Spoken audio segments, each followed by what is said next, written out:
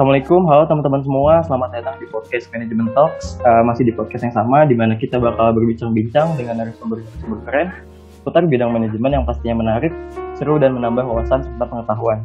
Pada kesempatan kali ini, saya itu Bagus Syafir Ramadan, tentunya tidak sendirian sebagai host di sini. Saya bersama rekan-rekan saya yang mungkin bisa memperkenalkan dirinya masing-masing. Silakan. Baik, di sini juga saya Muhammad Ismail Muflisin. Saya Haikal Rahman Thomas, dipanggilnya Haikal. Nah, pada podcast kali ini, tema yang akan kita bahas adalah bagaimana mengelola kinerja tim atau organisasi dengan efektif. Oke, sekarang kita sudah ditemani oleh seorang narasumber hebat, yaitu Kak Dina Aulia Hasibuan dari jurusan Manajemen Sumber Daya Lahan IPB, angkatan 55. Nah, langsung aja kita sapa kakaknya nih. Halo Kak, gimana kabarnya nih? Mungkin boleh mungkin boleh bisa perkenalan sekali lagi, asalnya dari mana, lagi ada kesibukan apa? Silakan Kak. Oke, terima kasih semuanya atas kesempatannya udah diundang ke podcastnya kalian ya. Oke, kenalin aku Dina Aulia Hasibuan, biasanya dipanggil Dinau, dan sekarang sedang di semester 6 ya, semester 6 di jurusan Ilmu Tanah dan Sumber Daya Lahan IPB. Ada lagi? Itu bagus. Tadi lagi ada kesibukan apa? Oke, kesibukannya. Untuk kesibukan saat ini,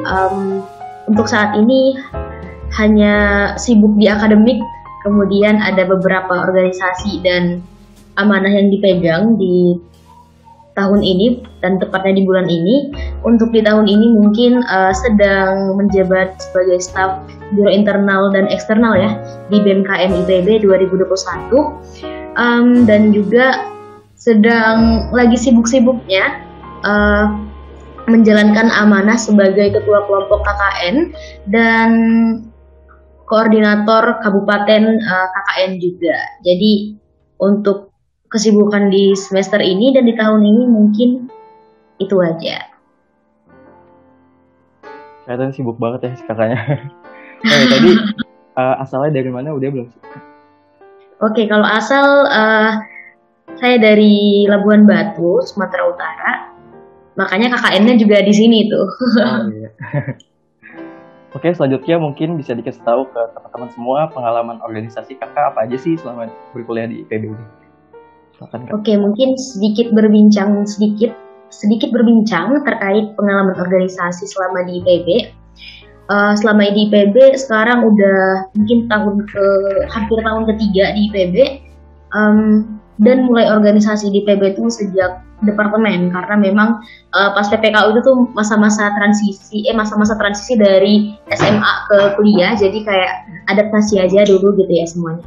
Jadi mulainya di masa departemen itu di Himpunan Mahasiswa Ilmu Tanah sebagai sekretaris umum 2. Di sana seperti biasa tugas-tugas seorang sekretaris seperti surat menyurat, LPJ, LTT, LAT dan sebagainya itu kita yang ngurus. Kemudian saya juga aktif di ini ya, tahun 2020 kemarin di Agustus itu sebagai direktur dari Personal and General Affairs di Young On Top Bogor.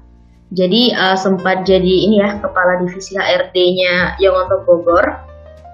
Dan di sana bedanya dari organisasi-organisasi di IPB, lingkupnya itu tuh benar-benar sebogor, dan orang itu bukan hanya IPB doang. Jadi kalau di himpunan, di BMKM itu orang-orangnya mungkin benar-benar internalnya KM IPB, tapi kalau di yang nonton itu orang-orangnya bisa dari univ manapun seperti itu, yang mungkin berdomisili di Bogor.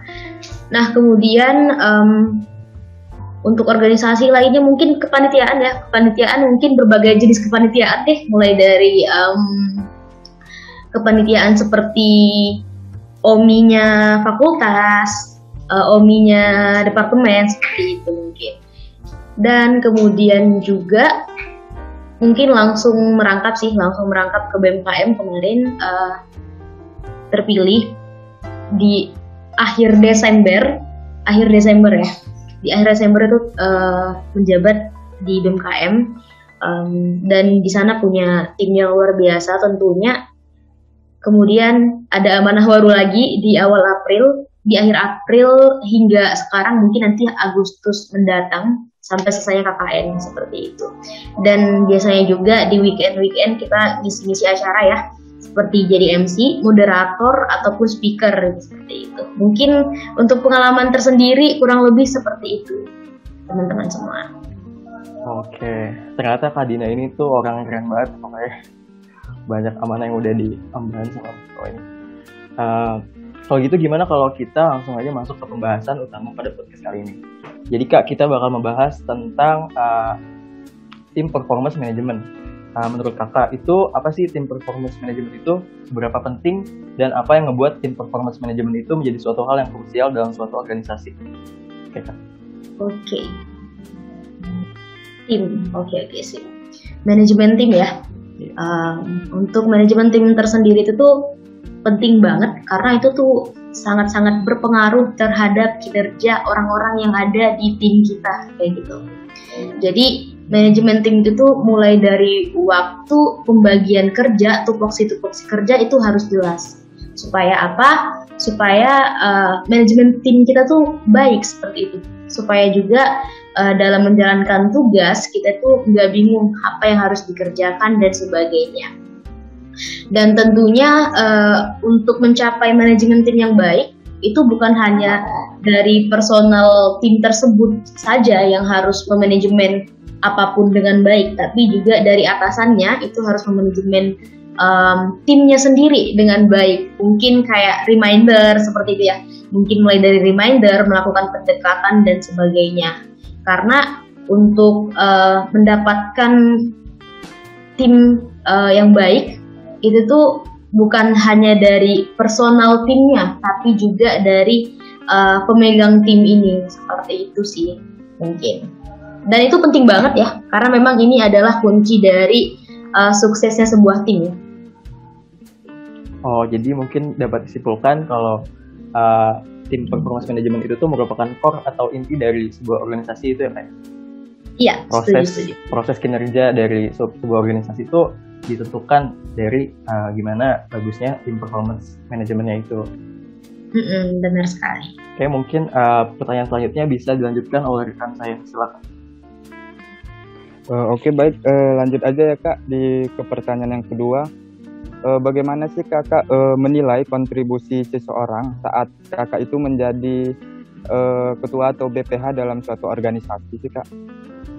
Oke, menilai berarti itu secara tidak langsung menilai kinerjanya juga ya. Iya, Kak. Untuk cara saya pribadi ketika menilai kontribusi atau kinerja tim saya, anak-anak saya di suatu organisasi, itu mungkin ya ketika kita sering berada di organisasi, kita akan semakin paham gitu perbedaan di setiap orangnya. Kita semakin paham juga sifat-sifat setiap orangnya juga. Jadi mungkin ya, bahkan ketika wawancara saja, ketika tim-tim kita ini belum masuk menjadi tim kita yang sesungguhnya, itu saja mungkin kita sudah bisa mengetahui karakter dari mereka seperti itu ya. Karena selain membaca karakter melalui tingkah lakunya, walaupun online kita masih bisa melihat ini ya, tingkah laku seseorang ya. Dari cara gerak-geriknya ketika wawancara, dari cara berbicaranya, dan ditambah kita juga sebelum menentukan apakah dia berhak masuk ke tim kita atau tidak, itu kita juga melihat CV-nya ya. Jadi kita juga secara tidak langsung mengetahui lah sedikit banyaknya tentang dia. Jadi gimana cara kita menilai kontribusinya terhadap tim kita seperti itu. Sebelumnya mungkin kita bisa melihat nih, sebelum kita memilih dia, kita lihat pengalaman organisasinya sebelum masuk organisasi ini tuh apa. Misalnya dia sebelum masuk Young On Top Bogor, dia adalah salah satu BPH ataupun staff gitu di himpunannya di kampusnya seperti itu. Secara tidak langsung tanpa rasa segan kita bisa juga langsung menanyakan hal tersebut ke orang yang mungkin berhubungan dengan beliau di organisasi tersebut, dan kita menanyakan dulu pas dia ada di organisasi tersebut, kinerjanya bagaimana seperti itu.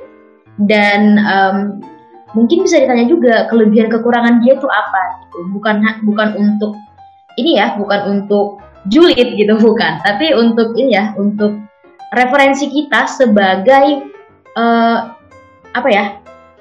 orang yang punya jabatan lebih tinggi dan yang berkontribusi atau mempengaruhi kinerjanya nanti gitu. Jadi supaya kita tahu gitu apa yang harus kita lakukan terhadap si dia seperti itu. Ketika kita memahami karakternya, artinya kita bisa paham juga kan sikap kita ke dia tuh seperti apa, seperti itu. Jadi ketika ada di sebuah tim, kita dapat menilai dia tuh dari pengalamannya terlebih dahulu.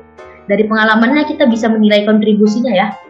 Gitu. Kemudian dari cara dia peduli terhadap proker-proker yang ada, program kerja yang ada seperti itu. Karena kan di sebuah organisasi pasti ada beberapa proker yang tentunya ada juga penanggung jawabnya. Mungkin salah satu proker adalah dia nih penanggung jawabnya. Jadi kita bisa lihat nih, ketika dia menanggung jawabi proker tersebut, gimana responnya, keaktifannya, ide-idenya dan sebagainya itu seperti apa? Apakah kita harus mereminder dia terlebih dahulu baru dia bergerak atau tidak, seperti itu ya. Jadi dari situ kita bisa melihat kontribusinya ketika ternyata beliau tanpa di reminder sudah aktif, sudah inisiatif, berarti beliau luar biasa sekali ya, kinerjanya sangat gerak cepat seperti itu. Tapi ketika harus di reminder, ini berarti bisa jadi dia tuh harus disuruh dulu nih baru bekerja. Jadi kita bisa menilai dari situ kontribusinya. Dan mungkin ya otomatis orang yang inisiatif itu kontribusinya lebih baik dibanding yang harus diperintah terlebih dahulu, bukan begitu ya? Pastinya seperti itu. Kayak gitu sih kurang lebih. Oke, baik. Jadi bisa kita simpulkan kan kakak ini menilainya melihat dari pengalaman organisasi yang pernah ia jalani, apakah di organisasi sebelumnya dia itu sudah bekerja dengan baik atau belum, sehingga itu bisa menjadi penilaian kita. Baru juga kita lihat dari apakah dia itu peduli terhadap proker yang ada, itu juga menjadi penilaian versi dari Kak Dina.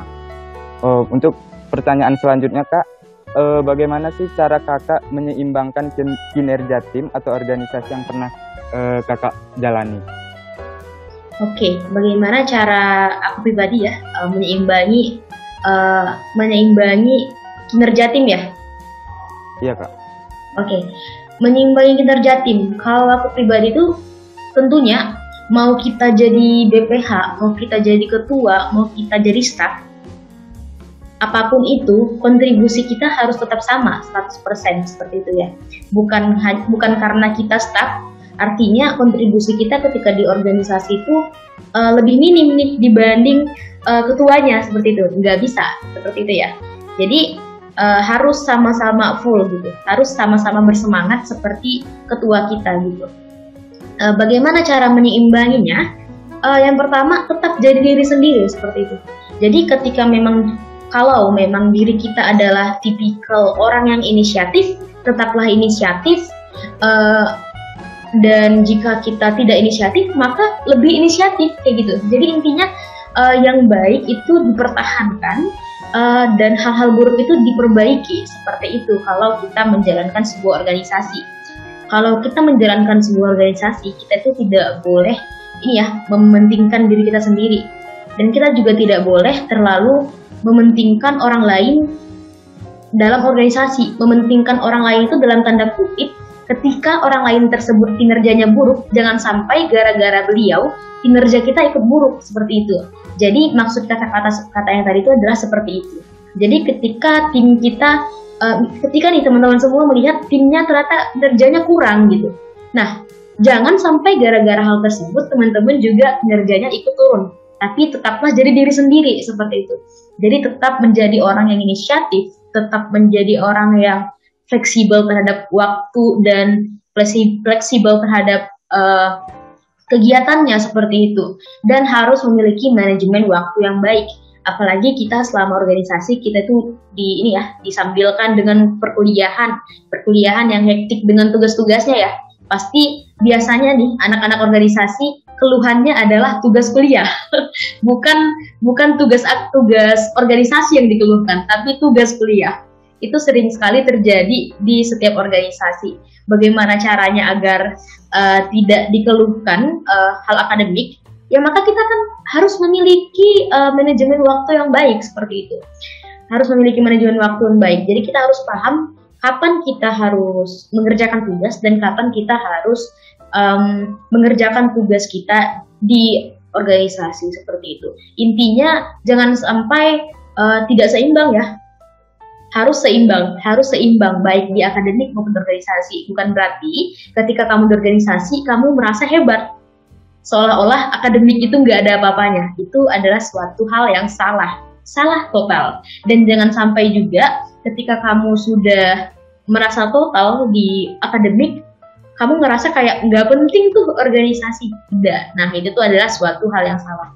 Makanya penting sekali manajemen waktu dan perbaikan mindset tentang hal tersebut. Jadi akademik dan non-akademik harus seimbang. Untuk menyeimbanginya gimana? Manajemen waktu yang baik dan tetap jadi diri sendiri. Jangan sampai gara-gara orang kinerjanya buruk kita ikut menurun nih kinerjanya. Itu nggak boleh. Itu hal yang paling fatal dan nggak boleh kita lakuin ketika kita di organisasi seperti itu.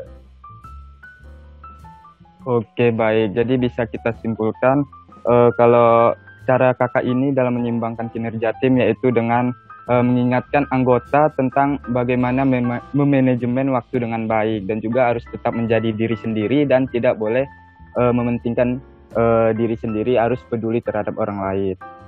Mungkin selanjutnya pertanyaannya akan dilanjutkan oleh teman saya. Nah ya Kak, langsung ke pertanyaan keempat ya Kak. Ini gimana ya Kak, cara Kakak mengidentifikasi kinerja seseorang individu dan kinerja sebuah tim? Perbedaannya itu kayak gimana tuh? Mengidentifikasi kinerja individu dan tim. Oke, mengidentifikasi kinerja tim, otomatis kita bisa melihat dari kekompakannya ya. Dari cara pembagian tugasnya. Apakah tugas ini dominan dikerjakan oleh seseorang atau pekerjaan tim ini tuh total dibaginya rata seperti itu. Jadi untuk mengidentifikasi kinerja tim itu tuh bisa dilihat dari selesainya tugas ini tuh karena dominan seseorang atau memang semuanya rata seperti itu. Untuk kinerja individu sendiri, identifikasinya bagaimana? Kita bisa melihat seperti hal yang sama mungkin ya tentang penjelasan terkait pertanyaannya Ismail tadi. Itu lebih ke inisiatif sih. Lebih ke inisiatifnya seperti apa, terus ketika dia bekerja apakah totalitas ataukah hanya sekedar selesai gitu.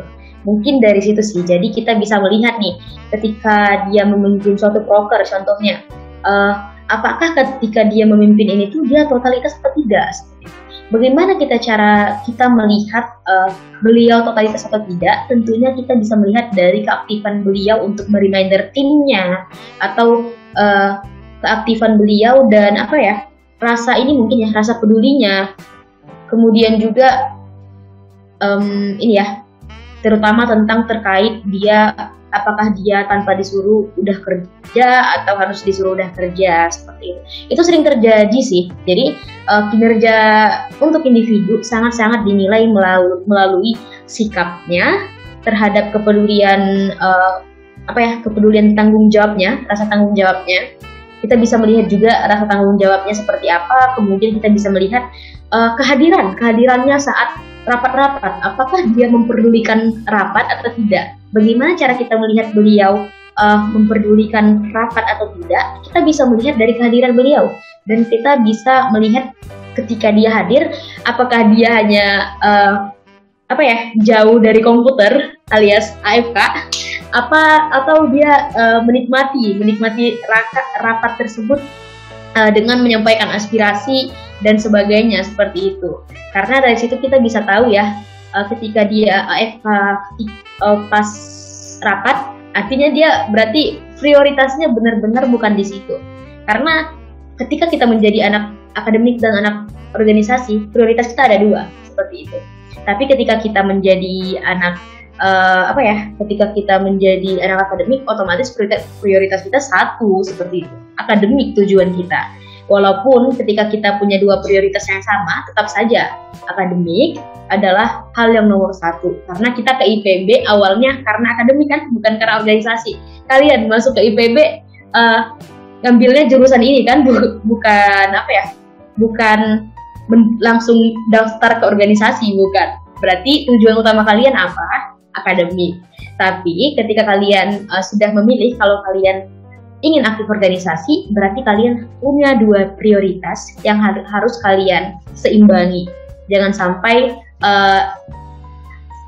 jangan sampai salah satunya di bawah dan salah satunya di atas, atau bahkan dua-duanya di bawah. Itu hal yang buruk seperti itu. Jadi harus sama-sama rata. Sama-sama rata tuh baiknya, bukan buruknya. Mungkin kurang lebih seperti itu. Jadi kayak ini Kak sebenarnya. Jadi dari kekompakannya, karena seorang kayak totalitasnya terhadap ke organisasi mereka ya. Jadi kayak seorang individu yang inisiatifnya kayak benar totalitas, habis itu tanggung jawabnya, sikapnya, kepeduliannya terhadap organisasinya. Habis itu juga kalau misalnya dari ikutin rapat pasti selalu menyukai, selalu menganggapi kayak gitu ya Kak? Iya, harus. Jadi kita ketika masuk organisasi, jangan setelah masuk semangat kita turun, seperti itu intinya ya. Jadi harus tetap totalitas sesuai apa yang telah kita jawab pas wawancara. Seperti itu. Nah, itu jawaban dari narasumber kita tentang managing team performance. Terima kasih kepada teman-teman sekalian atas pertanyaan dan tanggapannya. Semoga dari podcast ini teman-teman mendapatkan ilmu yang bermanfaat, dan juga terima kasih ke Kak Dina yang sudah menyempatkan waktunya untuk menjadi narasumber. Mohon maaf bila ada kata-kata yang kurang berkenan. Wabillahi taufiq wal hidayah. Wassalamualaikum warahmatullahi wabarakatuh. Waalaikumsalam warahmatullahi wabarakatuh. Terima kasih teman-teman semuanya.